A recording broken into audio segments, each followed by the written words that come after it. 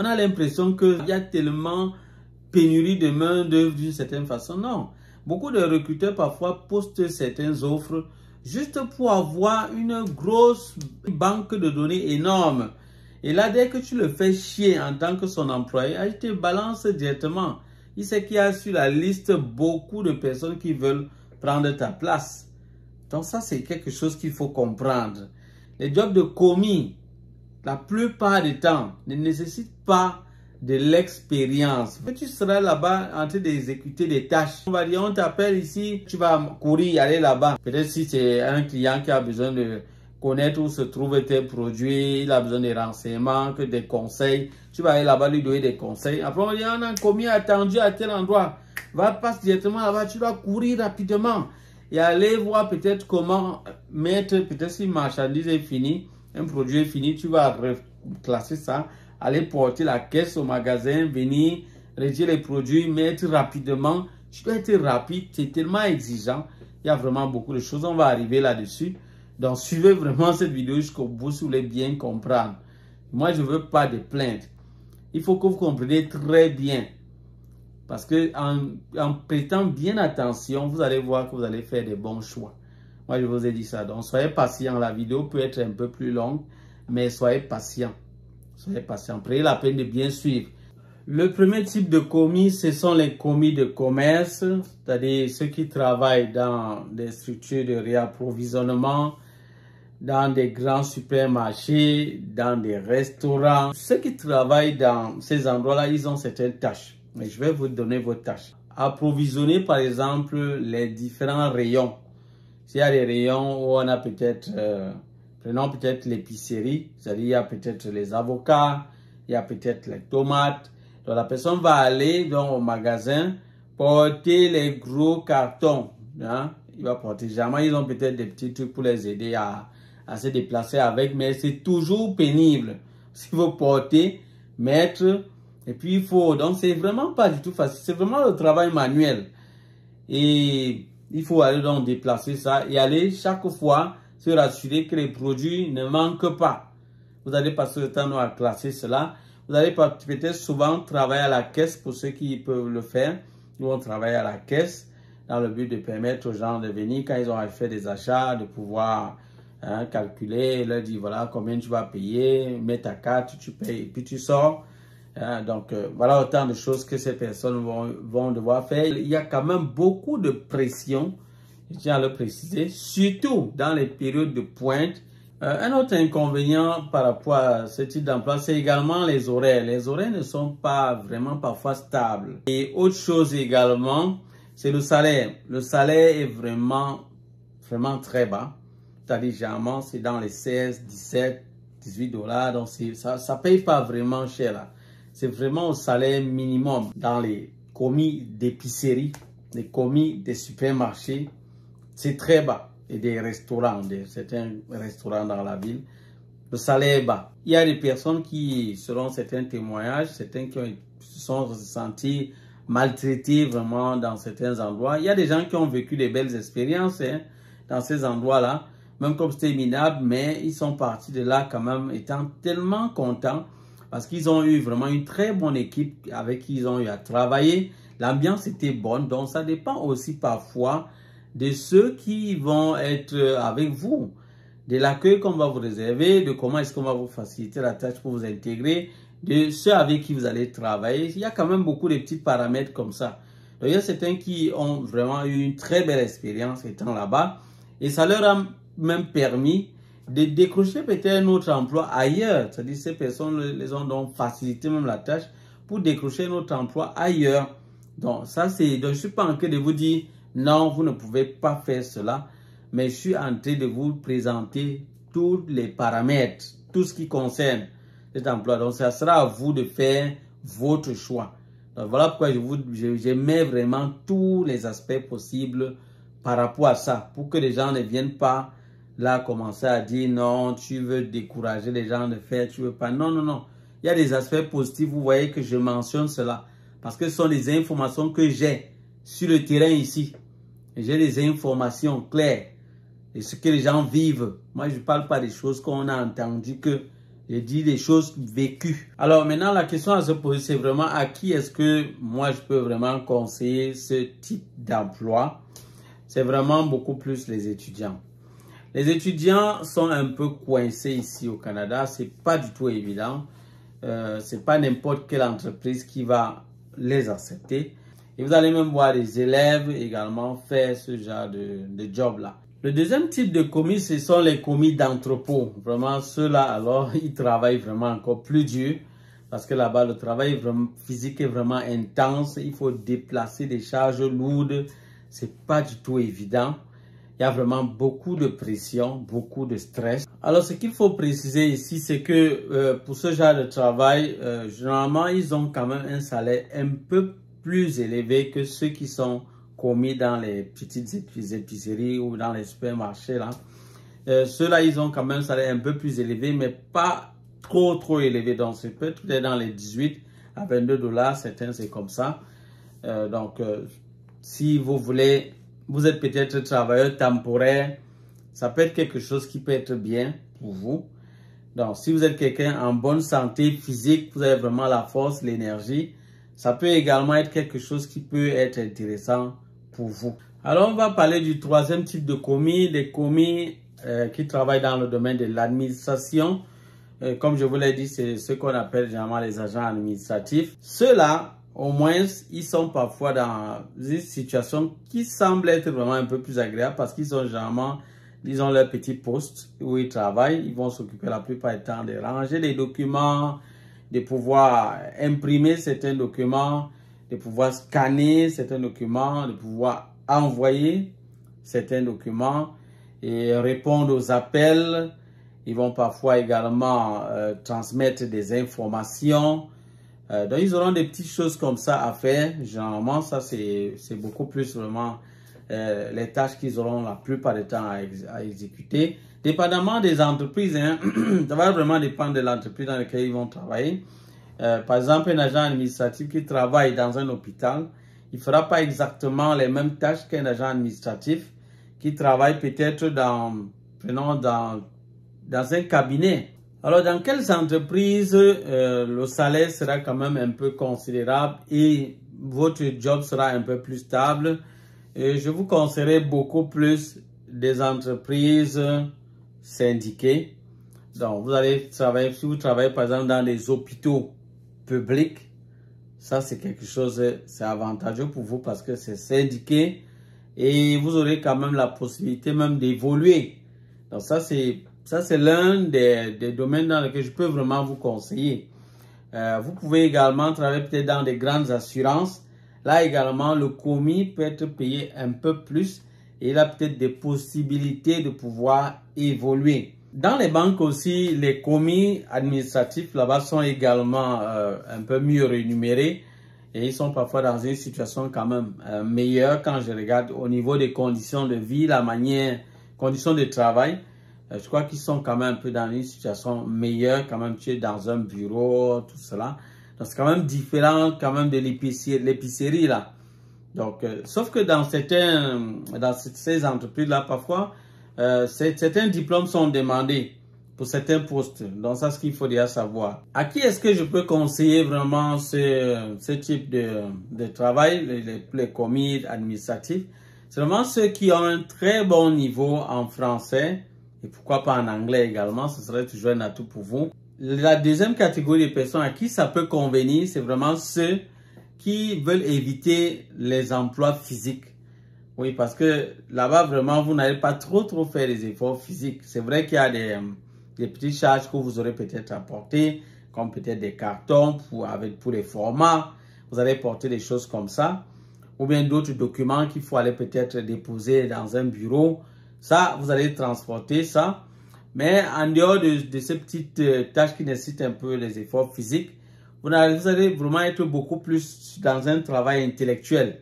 Autre chose que je peux également vous conseiller, vous pouvez, si vous êtes commis administratif, moi je vous conseillerais de poursuivre. Ça, c'est si vous voulez évoluer dans ce même secteur, dans ce métier. Vous pourrez donc faire des études dans la comptabilité, dans la gestion et même dans l'administration dans le but de pouvoir progresser dans l'entreprise. Ça va vous permettre d'occuper peut-être des postes de gestionnaire. Pour cela, ça va vous demander certains diplômes et certaines compétences. Et c'est à vous d'aller les chercher pendant que vous êtes en train de faire ce job.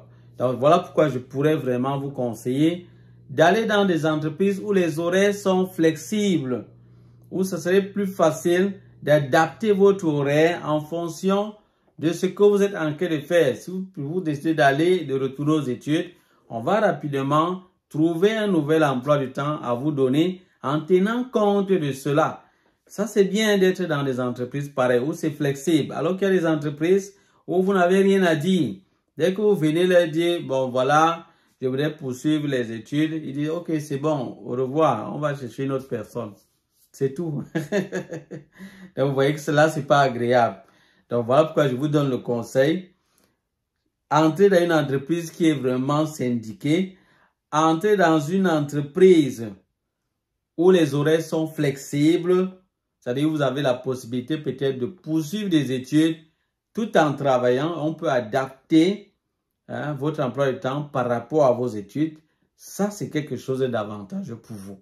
Le quatrième type de commis, ce sont les commis des pharmacies, des endroits comme des pharmacies. Là, ce sont des commis qui nécessitent vraiment, là, il faut vraiment parfois une petite formation. Ça peut aller entre 6 à 1 an. Donc, c'est quelque chose de bien parce que là, ils sont aussi rémunérés un peu plus par rapport aux autres commis. C'est pour ça que je vous ai dit au début qu'il y a commis et commis. Donc, ceux-là, ils sont quand même un peu plus rémunérés. Mais à qui ça peut correspondre? Ça peut correspondre à ceux qui sont prêts à faire une formation de peut-être 6 mois ou 1 an. Donc, ceux qui sont prêts à faire cela, c'est quelque chose d'intéressant. Et jamais le salaire, peut-être au départ, comme ça, c'est jamais dans les 20 à 25 $. Donc, bien évidemment, vous avez des alternatives de pouvoir évoluer. Vous pouvez peut-être chercher à faire des études en comptabilité, dans les techniques de technicien de pharmacie. Donc, vous allez poursuivre des études dans le but de gravir en échelon. Donc, c'est à vous de vous battre pour aller chercher certaines choses ici au Canada. Si vous restez tranquille, vous ne bougez pas du tout, vous allez rester à la même position pendant des années. Alors qu'il y avait beaucoup d'alternatives qui étaient offertes, qui étaient disponibles pour vous. Sauf que vous ne les avez pas saisies. Alors, une autre partie de cette vidéo, je vais vous parler des stratégies que vous pouvez utiliser pour sortir des emplois précaires. Je peux déjà vous dire que peut-être au départ, si vraiment vous êtes coincé, commencez par là et faites bien votre travail, s'il vous plaît. Parce que lorsque vous allez vous accepter de faire quelque chose, faites-le bien. Ça ne sert à rien de faire quelque chose et de ne pas le faire de tout son cœur. Là, les Canadiens n'aiment pas ça. Vraiment, si tu sais que tu ne peux pas faire le travail, c'est mieux de ne pas accepter de le faire. On va prendre une autre personne que d'être là et puis tu embêtes les gens. On te dit, va faire quelque chose qu'on doit faire en 2 minutes. Toi, tu le fais en 5 minutes, 10 minutes. Là, c'est pas bon, là. Parce que là, le temps ici, ils ne blaguent pas avec ça. Ils ne blaguent pas avec. Si tu viens ici en retard d'1 minute, tu es en retard. Même 3 secondes, tu es en retard. Et c'est même grave déjà ici. Donc, ne viens même pas à l'heure. Tu crois que tu as fait quelque chose d'extraordinaire ici. Ici, la ponctualité, c'est comme naturel déjà pour eux.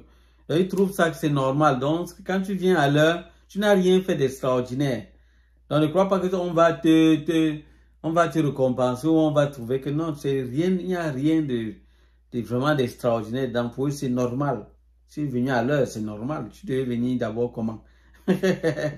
Pourtant, c'est chez nous qu'on trouve vraiment que lorsque tu arrives à l'heure, c'est comme si vraiment, non, tu es quelqu'un de particulier. Vous savez, on parle toujours de l'heure africaine chez nous, l'heure africaine. Je vous apprends rien là.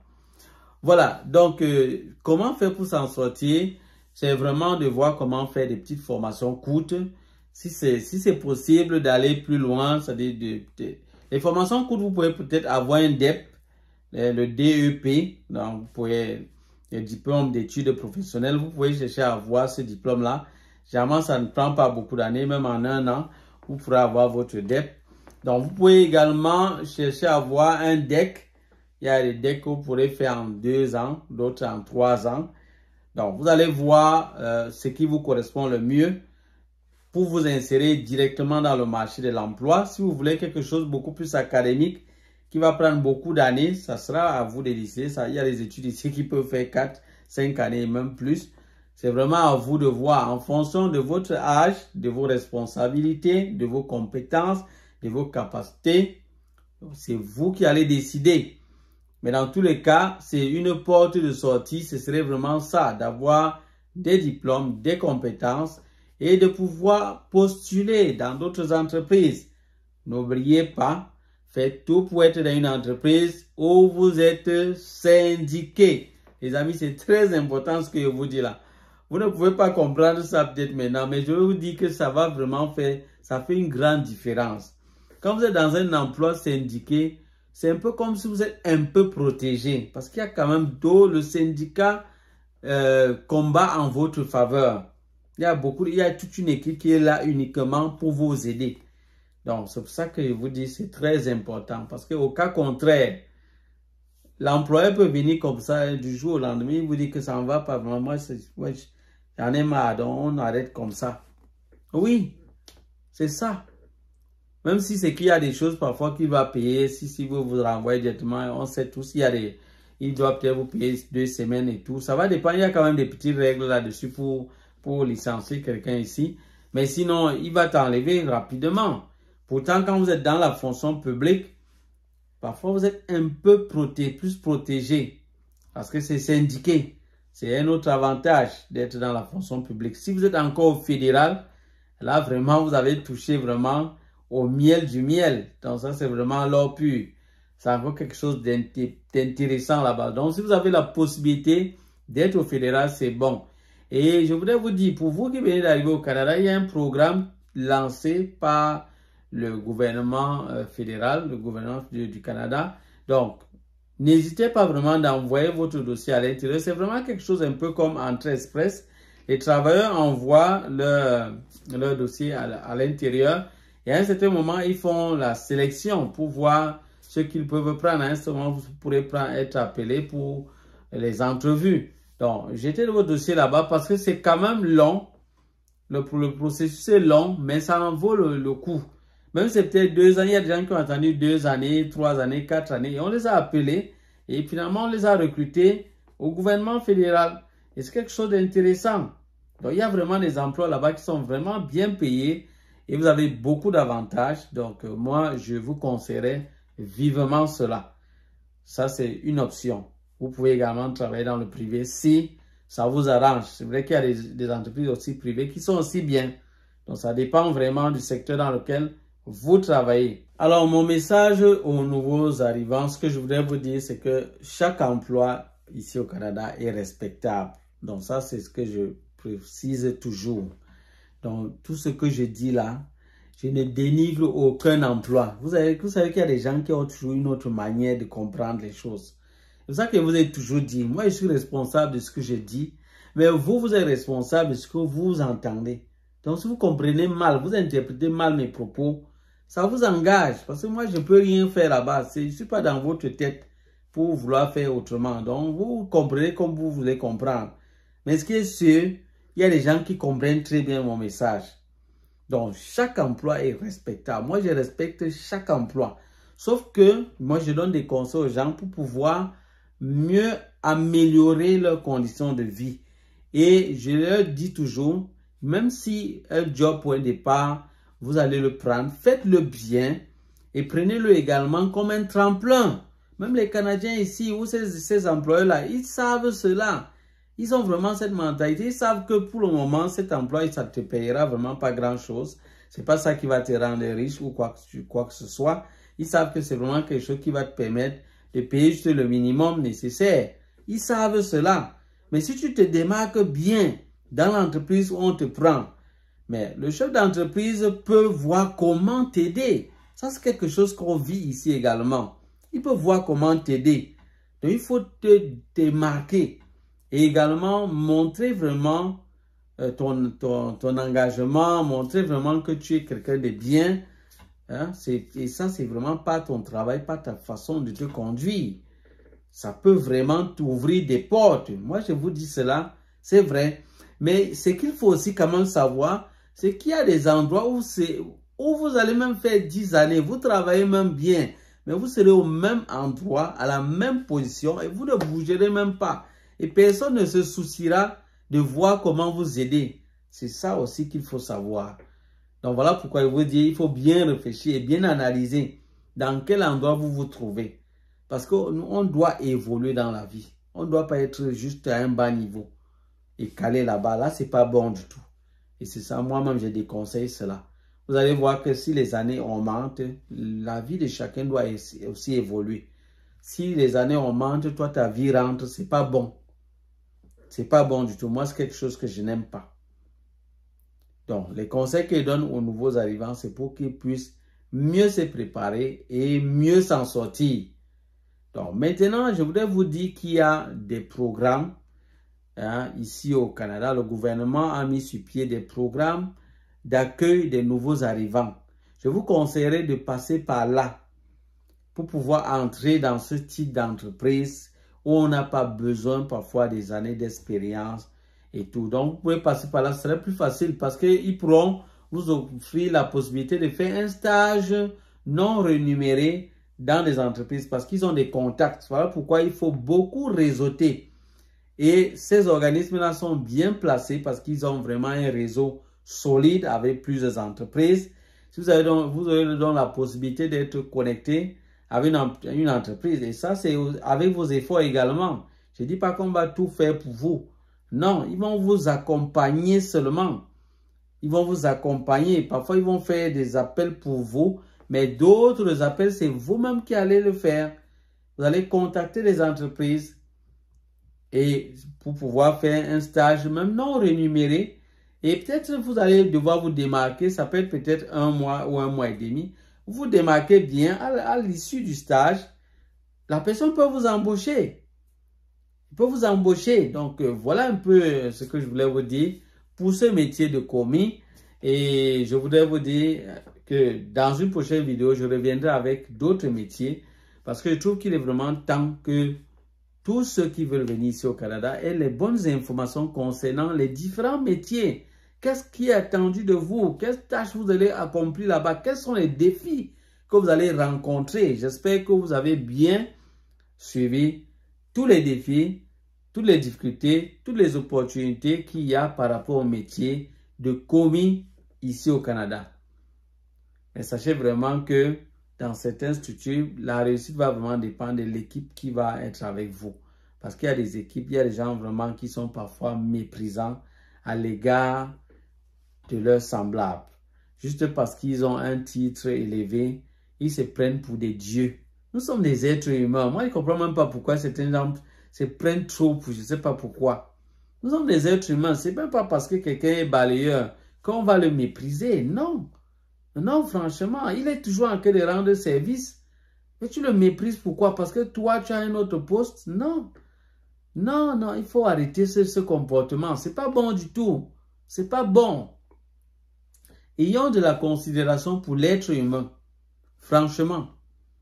Ayons de la considération pour l'être humain. Et celui que tu vois aujourd'hui, ici au Canada, il faut faire très attention.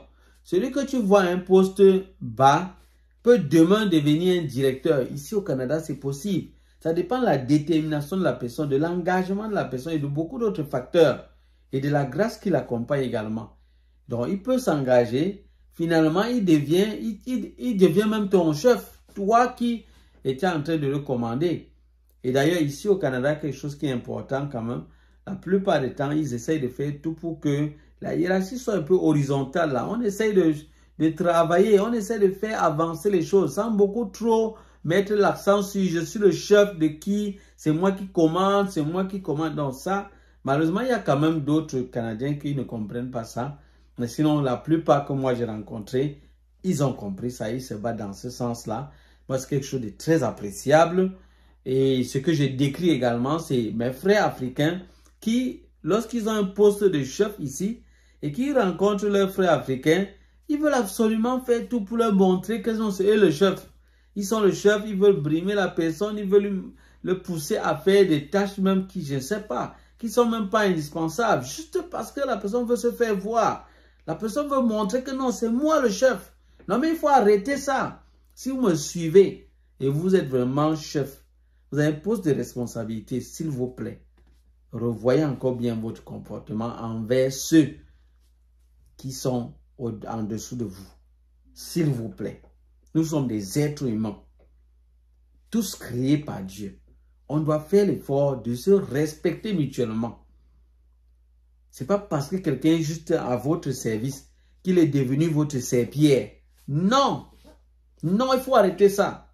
C'est pas bon. Respectons-nous mutuellement. Voilà les amis, ça sera vraiment tout pour cette vidéo. J'espère que vous l'avez aimé. Si c'est la première fois que vous me suivez, moi je vous prie de vous abonner. Likez également le contenu si vous avez pu tirer quelque chose. Moi je le dis chaque fois. Et pour ça c'est une parenthèse. Pour ceux-là qui sont intéressés par la réparation de vos ordinateurs, moi je fais dans l'informatique, dans la maintenance informatique. Donc je dépanne les ordinateurs. Je vends également les ordinateurs. Pour mes abonnés, moi je leur accorde la possibilité d'acheter des ordinateurs moins chers chez moi.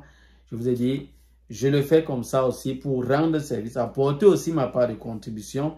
Je ne parle pas de mes services à tout moment dans mes vidéos. Donc, s'il arrive que ça me passe dans la tête, je le dis. Ça, c'est toujours une manière de contribuer aussi également à votre évolution. Donc, c'est gagnant-gagnant. Dans tous les cas, vous achetez l'ordinateur moins cher. Pendant que je profite, vous également, vous profitez. Et je ne vous oblige même pas à acheter mon ordinateur. Je vous parle juste de cela et puis on passe dessus.